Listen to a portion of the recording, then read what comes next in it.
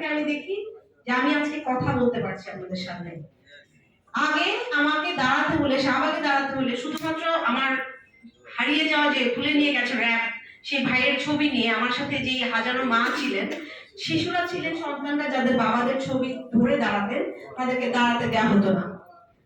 এই ইনস্টিটিউশনে যে diploma engineers institution, এরই একটা অডিটোরিয়ামে গত অগস্ট মাসে আমরা যখন গুম হয়ে যাওয়া স্বজনদের স্মরণে 30 অগস্ট একটা প্রোগ্রাম করতে আসি, হলের দরজাটা সকাল থেকে বন্ধ করে রাখা হয়েছিল। তারপরে এর আগে মানে হাজারোবার আমার পরিবারের সবাইকে ডিজেফাই থেকে বিভিন্ন আইন প্রয়োগকারী সংস্থা থেকে ফোন দেওয়া হয়েছিল আগামীকালকের প্রোগ্রাম যেন না হয়।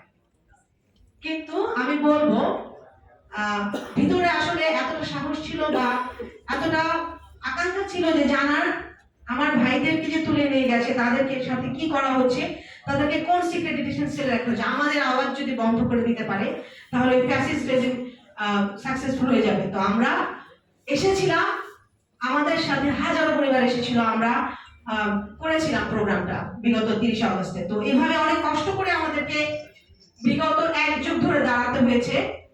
এবং এই কষ্টটা যে শুধু আমরা যারা সামনে এসেছে তাদের না, এখন গুম কমিশন হয়ে যাওয়ার পর ইন্ডিয়ান গভর্নমেন্টের তত্ত্বাবধানে যখন গুম কমিশন হলো, তারপরে জাতিসংঘের কনভেনশনে সাইন করা হলো যে মানবতা বিরোধী অপরাধ যেটা গুম, যেটা অস্বীকার করে গেছে বিগত ফ্যাসিস্ট রেজিম, ক্ষমতাসীন রেজিম, বাংলাদেশে নাকি কোনো বিচার বহির্ভূত হত্যাকাণ্ড বা গুম হয়নি জাতীয়ভাবে আন্তর্জাতিকভাবে।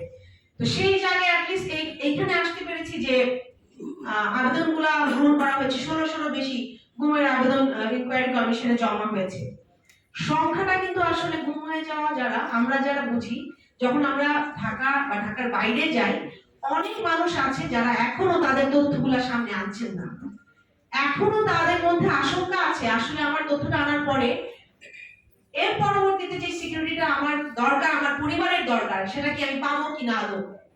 কারণ 5 মাস পার হয়ে গেছে, আমরা জানি আমাদের চোখের সামনে জুলাই যে গণহত্যা করা হয়েছে আমার ছাত্র জনতা, শ্রমিক, আমাদের সকল ভাই বোনদেরকে, এবং তাদের আমাদের চোখের সামনে গুলি করা হলো। কতগুলো পুলিশ অফিসারকে এখনো পর্যন্ত আসলে অ্যারেস্ট করা হয়েছে। এবং বিগত 15 বছরের বেশি সময় আমরা জানি যে এক্সট্রা জুডিশিয়াল কিলিং রেকর্ডেড নাম্বারটাই হচ্ছে 4000-এর কাছাকাছি, এবং গুমের সংখ্যাটা যদি ধরেন আবেদনের ভিত্তিতে 1600, আমার মনে হয় এটা অনেক বেশি। শাপলা চত্বরে যে গণহত্যা চালানো হয় আপনারা জানেন 2013 সালের মে মাসে, এর আগে যে পিলখানায় বিডিআর হত্যা